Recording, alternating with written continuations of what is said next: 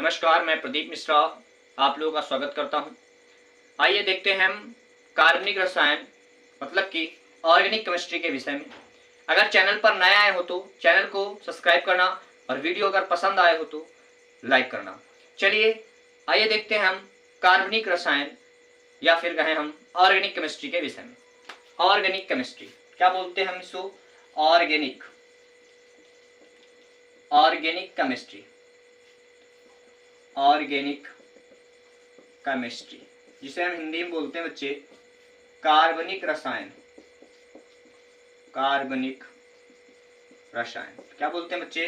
कार्बनिक रसायन बोलते हैं हम इसको। क्या बोलते हैं? कार्बनिक रसायन। बच्चे कार्बनिक रसायन को पढ़ने से पहले ध्यान देना कि इसमें हम हाइड्रोकार्बन एवं उनके व्युत्पन्नों का अध्ययन करते हैं, तो इसकी परिभाषा बहुत इंपॉर्टेंट है। तो परिभाषा समझ लेते हैं पहले। बच्चे लिखेंगे रसायन विज्ञान की वह शाखा, रसायन विज्ञान की वह शाखा जिसके अंतर्गत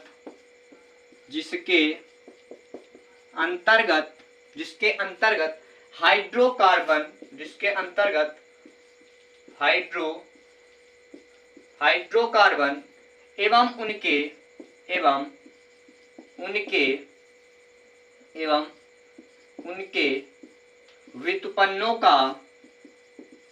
व्युत्पन्नों का अध्ययन करते हैं। क्या बच्चे करते हैं? अध्ययन करते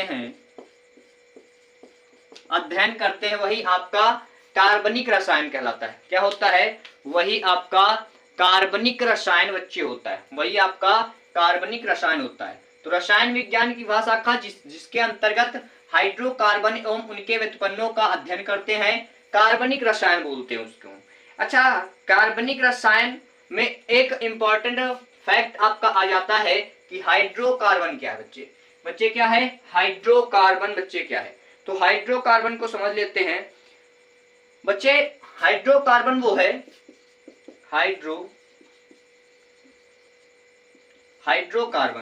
हाइड्रोकार्बन बच्चे उन्हें कहते हैं जो कार्बन और हाइड्रोजन के सहसंयोजी यौगिकों को हाइड्रोकार्बन कहते हैं। बच्चे कौन कौन होते हैं?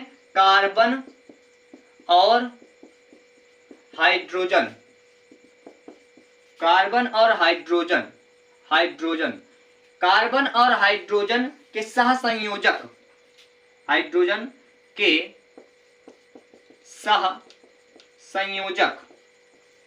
सहसंयोजक यौगिकों को, किनको हम बोलते हैं? यौगिकों को बच्चे हम हाइड्रोकार्बन बोलते हैं।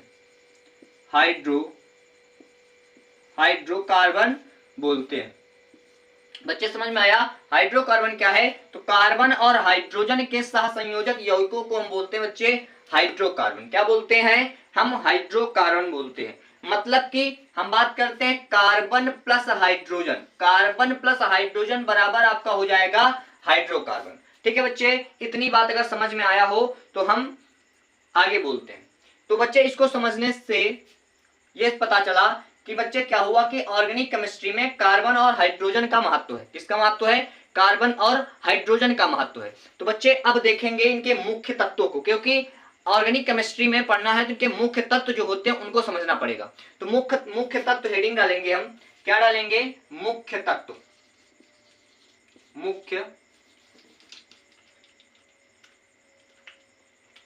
मुख्य तत्व बच्चे क्या डालेंगे हम? मुख्य तत्व। नोट करते हुए चलेंगे। मुख्य तत्व आपके बच्चे कौन कौन से होते हैं? कार्बन, हाइड्रोजन, ऑक्सीजन और नाइट्रोजन। बच्चे पहला आपका कार्बन, दूसरा हाइड्रोजन, तीसरा आपका क्या हो जाएगा? ऑक्सीजन, चौथा nitrogen. Carbon, hydrogen, oxygen, nitrogen और आपका बीच में आ जाता है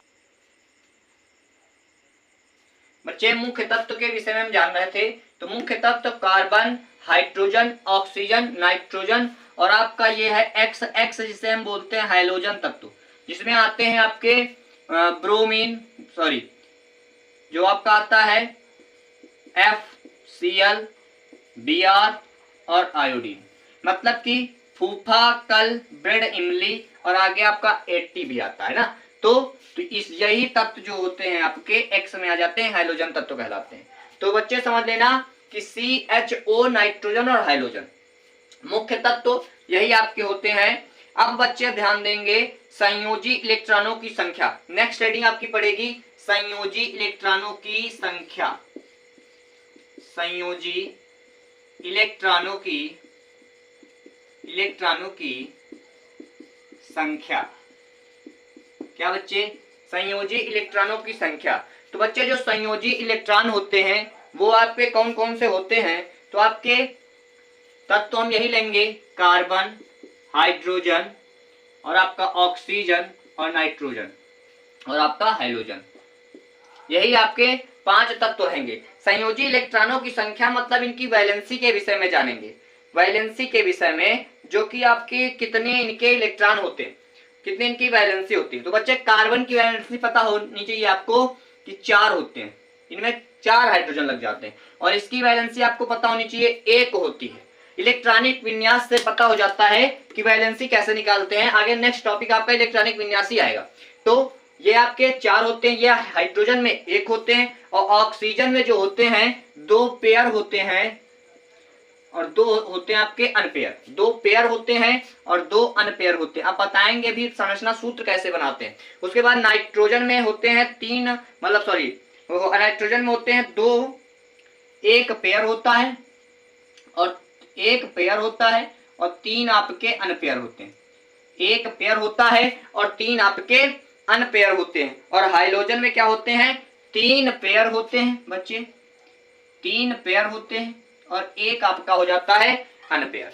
3 पेयर होते हैं और 1 आपका अनपेयर होता है। बच्चे यहाँ पर हो गया मिस्टेक। सबसे पहले आपका ऐसे देख लिया जाता है, उसके बाद फिर घुमा दिया जाता है ना। तो बच्चे कहीं से आप घुमा सकते हैं, ठीक है। तो 3 पेयर और 1 आपका अनपेयर हो जाएगा। तो ये आपका संयोजी इलेक्ट्रॉनों की संख्या हो गई। अब नेक्स्ट इसका स्क्रीनशॉट आप ले सकते हैं या फिर नोट कर सकते हैं। उसके बाद नेक्स्ट बढ़ेंगे। अब बच्चे नेक्स्ट हेडिंग जो आपकी पड़ेगी वो पड़ती है संयोजकता। क्या? संयोजकता। इसे हम बोलते हैं बंध बनाने की क्षमता। बंध बनाने की क्षमता क्या बोलते हैं? और इंग्लिश में वैलेंसी बोलते हैं। तो बच्चे आपके जितने तत्व थे वही तत्व लिख लेंगे। तो बच्चे तत्व आपका था कार्बन, हाइड्रोजन और आपका क्या था? ऑक्सीजन, नाइट्रोजन और आपका फिर हाइड्रोजन। ये इतने तत्व थे आपके, है ना। तो इतने तत्व थे। तो बच्चे हमने बताया था कार्बन की वैलेंसी 4 होती है, हाइड्रोजन की वैलेंसी 1 होती है और ऑक्सीजन की बच्चे कितने होते हैं? जितने जो अनपेयर होते हैं उनको देखा जाता है। तो ऑक्सीजन की वैलेंसी आपकी कितनी होती है बच्चे? ऑक्सीजन की वैलेंसी बताइए, ऑक्सीजन की वैलेंसी कितनी होती है? तो 2 पेयर थे और 2 अनपेयर तो 2। नाइट्रोजन की वैलेंसी 3 और हाइड्रोजन की वैलेंसी 1। इसको हम एक नाम और दे देते हैं जो कहते हैं अयुग्मित इलेक्ट्रॉन। क्या बोलते हैं हम इन सारे को? अयुग्मित इलेक्ट्रॉन। अयुग्मित इलेक्ट्रॉन, इलेक्ट्रॉन जिसे हम इंग्लिश में बोलते हैं पेयर ना, और हिंदी में अनपेयर। तो आप कीजिए अनपेयर इलेक्ट्रॉनों की संख्या, अयुग्मित इलेक्ट्रॉनों की संख्या। अब बच्चे आपका ये बहुत इंपॉर्टेंट है, संयोजकता जो है बहुत जरूरी है। इसी से पता चलेगा आप कैसे आप संरचना सूत्र बनाएंगे, कैसे बनाएंगे। तो अब नेक्स्ट हेडिंग आ जाती है आपकी संरचना सूत्र, जो कि बहुत इंपॉर्टेंट है, पता होनी चाहिए बनाना। संरचना सूत्र बेसिक कॉन्सेप्ट के साथ चल रहा है। अब कार्बन, फिर आपका आ जाता है आगे हाइड्रोजन, फिर आपका जाता है ऑक्सीजन, नाइट्रोजन और हाइड्रोजन। बच्चे इसमें हाइड्रोजन लो और चाहे ना लो, कोई दिक्कत नहीं। अब बच्चे देखो संरचना सूत्र बन जाता है। तो बच्चे इसके कितने होते थे? 4, 1 2 3 4। इसके कितने हाइड्रोजन लग जाएंगे? 4 हाइड्रोजन। इसमें 1 ही है। इसमें आपके 2 थे ना, तो 2 आप कहीं भी लग सकते हैं, कहीं भी लगा सकते हैं। नाइट्रोजन 3 थे, फिर ऑक्सीजन में 1, हाइड्रोजन में 1 ही है। तो अब हम देखेंगे संरचना सूत्र बनाया कैसे जाता है और संरचना सूत्र बना कौन कौन सकता है। तो बच्चे संरचना सूत्र आपके दो एक ही लोग बना सकते हैं, जिसे हम बोलते हैं अयुग्मित इलेक्ट्रॉन। क्या बोलते हैं? अयुग्मित इलेक्ट्रॉन। अब बच्चे ध्यान देना, एक चीज बहुत इंपॉर्टेंट है, जो अयुग्मित इलेक्ट्रॉन होते हैं, अयुग्मित, जो अयुग्मित इलेक्ट्रॉन होते हैं, जो अयुग्मित इलेक्ट्रॉन होते हैं, जो अयुग्मित इलेक्ट्रॉन होते हैं वो बंध बनाते हैं। वो क्या करते हैं? बंध बनाते हैं। और जो बच्चे युग्मित इलेक्ट्रॉन होते हैं, जो युग्मित इलेक्ट्रॉन होते हैं वो बंध नहीं बनाते हैं, बंध नहीं बनाते हैं।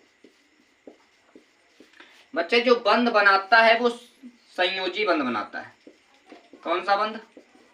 संयोजी बंध। ठीक है, तो अब हम पढ़ेंगे संरचना सूत्र कैसे बनाते हैं। बड़े बड़े जो सूत्र होते हैं, कह दिया C2H6 बनाओ, C3H8 बनाओ, तो वही अब सीखेंगे। तो इतना आप नोट करिए, उसके बाद हम सीखते हैं।